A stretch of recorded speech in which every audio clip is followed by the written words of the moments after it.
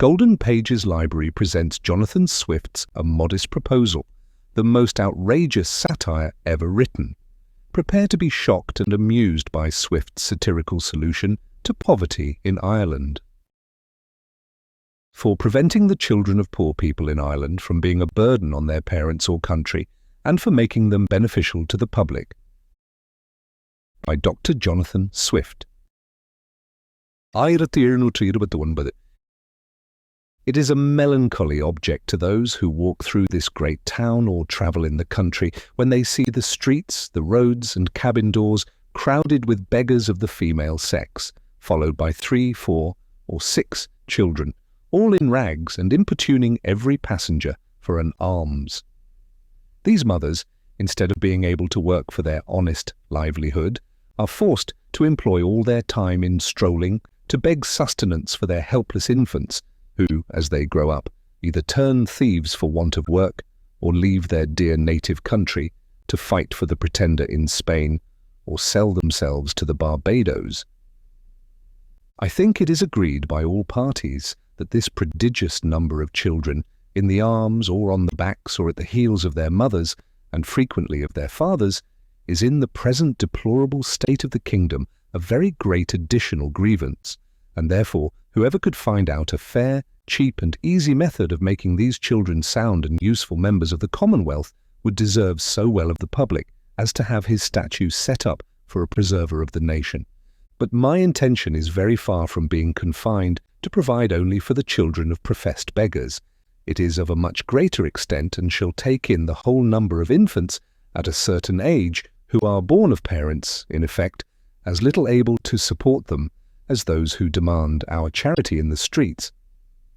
As to my own part, having turned my thoughts for many years upon this important subject, and maturely weighed the several schemes of our projectors, I have always found them grossly mistaken in their computation. It is true, a child just dropped from its dam may be supported by her milk for a solar year, with little other nourishment,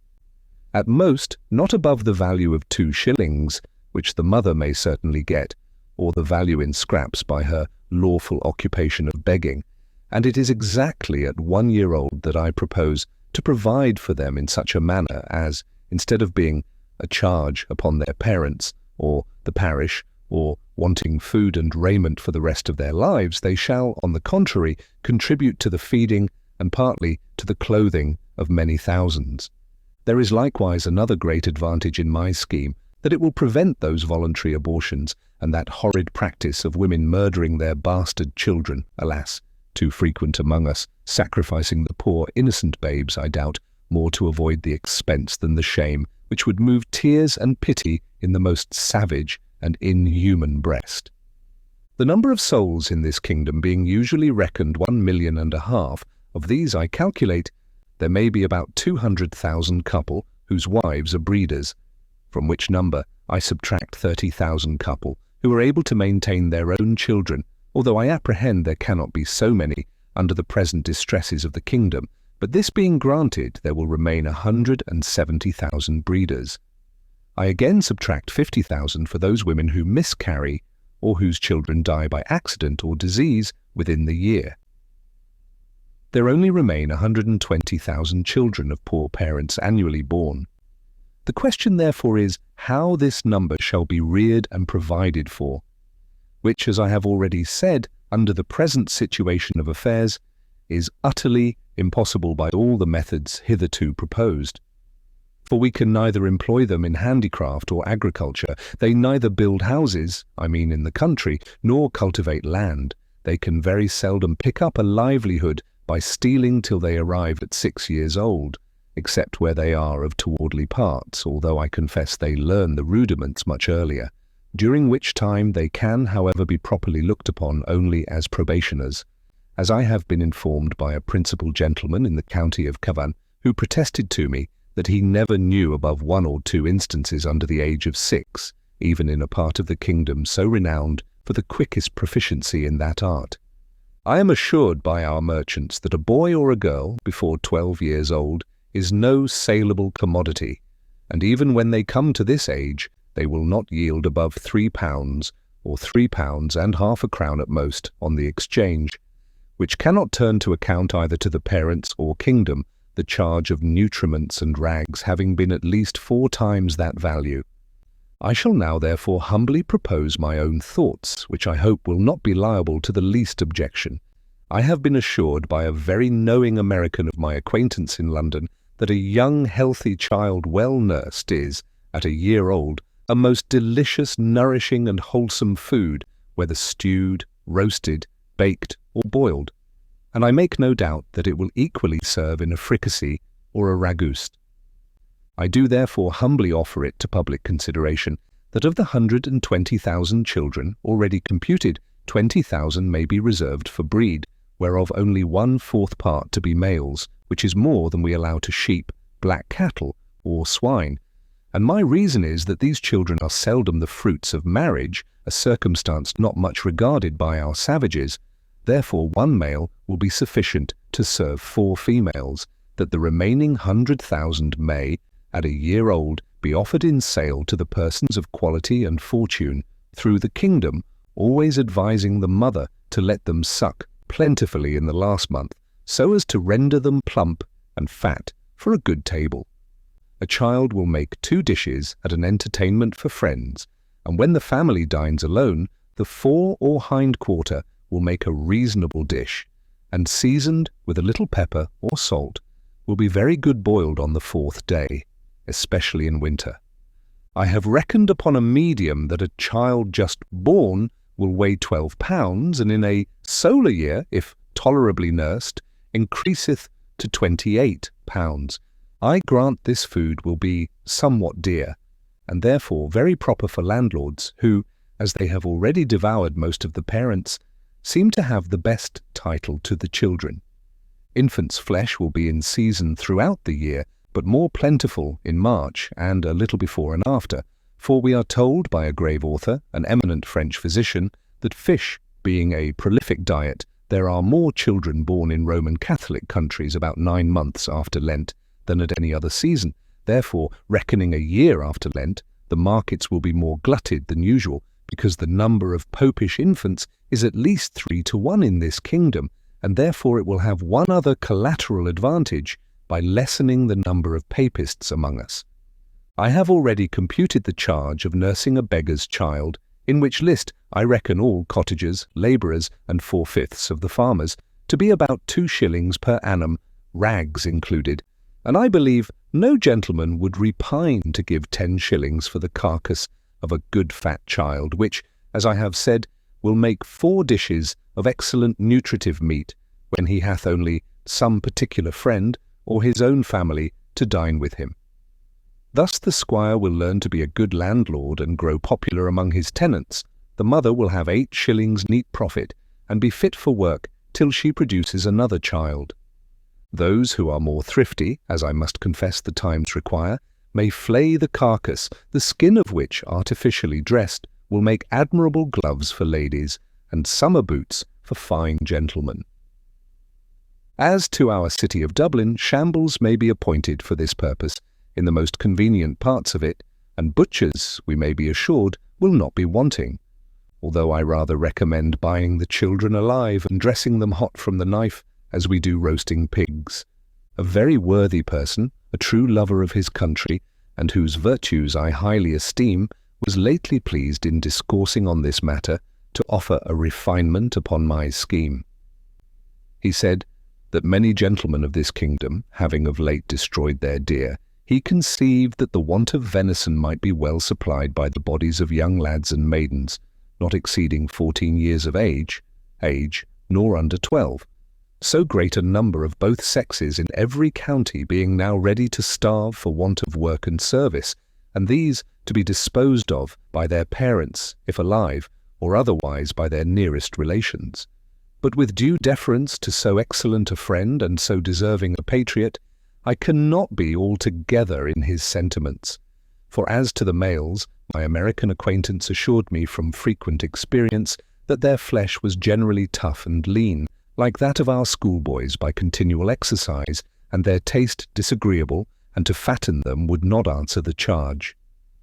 Then as to the females, it would, I think, with humble submission, be a loss to the public, because they soon would become breeders themselves, and besides, it is not improbable that some scrupulous people might be apt to censure such a practice, although indeed very unjustly, as a little bordering upon cruelty, which I confess hath always been with me the strongest objection against any project, how well soever intended. But in order to justify my friend, he confessed that this expedient was put into his head by the famous Salmanazar, a native of the island Formosa, who came from thence to London above 20 years ago, and in conversation told my friend that in his country, when any young person happened to be put to death, the executioner sold the carcass to persons of quality as a prime dainty, and that in his time the body of a plump girl of 15 who was crucified for an attempt to poison the emperor was sold to his Imperial Majesty's Prime Minister of State and other great mandarins of the court in joints from the gibbet at 400 crowns. Neither indeed can I deny that if the same use were made of several plump young girls in this town, who without one single groat to their fortunes cannot stir abroad without a chair, and appear at a playhouse and assemblies in foreign fineries which they never will pay for, the kingdom would not be the worse. Some persons of a desponding spirit are in great concern about that vast number of poor people who are aged, diseased, or maimed, and I have been desired to employ my thoughts what course may be taken to ease the nation of so grievous an encumbrance. But I am not in the least pain upon that matter, because it is very well known that they are every day dying and rotting by cold and famine and filth and vermin as fast as can be reasonably expected. And as to the young labourers, they are now in almost as hopeful a condition. They cannot get work, and consequently pine away from want of nourishment to a degree that if at any time they are accidentally hired to common labour, they have not strength to perform it, and thus the country and themselves are happily delivered from the evils to come. I have too long digressed, and therefore shall return to my subject. I think the advantages by the proposal which I have made are obvious, and many, as well as of the highest importance. For first, as I have already observed, it would greatly lessen the number of papists with whom we are yearly overrun, being the principal breeders of the nation, as well as our most dangerous enemies, and who stay at home on purpose with a design to deliver the kingdom to the Pretender, hoping to take their advantage by the absence of so many good Protestants, who have chosen rather to leave their country than stay at home and pay tithes against their conscience to an episcopal curate. Secondly, the poorer tenants will have something valuable of their own, which by law may be made liable to a distress, and help to pay their landlord's rent, their corn and cattle being already seized, and money a thing unknown. Thirdly, whereas the maintenance of 100,000 children from 2 years old and upwards cannot be computed at less than 10 shillings apiece per annum, the nation's stock will be thereby increased £50,000 per annum, besides the profit of a new dish, introduced to the tables of all gentlemen of fortune in the kingdom who have any refinement in taste. And the money will circulate among ourselves, the goods being entirely of our own growth and manufacture. Fourthly, the constant breeders, besides the gain of 8 shillings sterling per annum by the sale of their children, will be rid of the charge of maintaining them after the first year. Fifthly, this food would likewise bring great custom to taverns, where the vintners will certainly be so prudent as to procure the best receipts for dressing it to perfection, and consequently have their houses frequented by all the fine gentlemen who justly value themselves upon their knowledge in good eating, and a skilful cook who understands how to oblige his guests will contrive to make it as expensive as they please. Sixthly, this would be a great inducement to marriage, which all wise nations have either encouraged by rewards or enforced by laws and penalties. It would increase the care and tenderness of mothers towards their children, when they were sure of a settlement for life to the poor babes, provided in some sort by the public, to their annual profit instead of expense. We should soon see an honest emulation among the married women, which of them could bring the fattest child to the market. Men would become as fond of their wives during the time of their pregnancy as they are now of their mares in foal, their cows in calf, or sows when they are ready to farrow. Nor offer to beat or kick them, as is too frequent a practice, for fear of a miscarriage. Many other advantages might be enumerated. For instance, the addition of some 1,000 carcasses in our exportation of barreled beef, the propagation of swine's flesh, and improvement in the art of making good bacon, so much wanted among us by the great destruction of pigs, too frequent at our tables,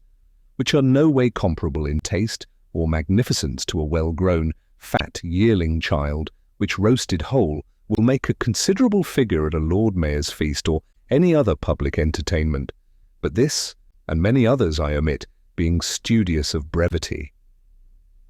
Supposing that 1,000 families in this city would be constant customers for infants' flesh, besides others who might have it at merry meetings, particularly at weddings and christenings, I compute that Dublin would take off annually about 20,000 carcasses, and the rest of the kingdom, where probably they will be sold somewhat cheaper, the remaining 80,000. I can think of no one objection that will possibly be raised against this proposal unless it should be urged that the number of people will be thereby much lessened in the kingdom. This I freely own, and was indeed one principal design in offering it to the world. I desire the reader will observe that I calculate my remedy for this one individual kingdom of Ireland, and for no other that ever was, is, or, I think, ever can be upon earth.